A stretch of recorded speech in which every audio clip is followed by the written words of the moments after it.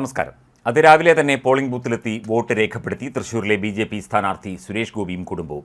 Thrissur Mannuthy Mukkattukara saint George convent LP സ്കൂളിലാണ് സുരേഷ് ഗോപിയും കുടുംബവും വോട്ട് ചെയ്യാനെത്തിയത്. ഭാര്യയ്ക്കും മക്കൾക്കും അമ്മയ്ക്കുമൊപ്പമാണ് സുരേഷ് ഗോപി വോട്ട് ചെയ്യാനെത്തിയത്. 4 വർഷം മുൻപ് തന്നെ കുടുംബത്തോടെ തിരുവനന്തപുരത്ത് നിന്നും ഇവിടേക്ക് വോട്ട് മാറ്റിയിരുന്നു. മുക്കാട്ടുകരയിലെ നെട്ടിശ്ശേരി വാടക വീട്ടിലാണ് അദ്ദേഹവും കുടുംബവും നിലവിൽ താമസിക്കുന്നത്. ബൂത്തിലെ ആദ്യ വോട്ടർമാരായി എത്തിയതും സുരേഷ് ഗോപിയും കുടുംബവും തന്നെയാണ്.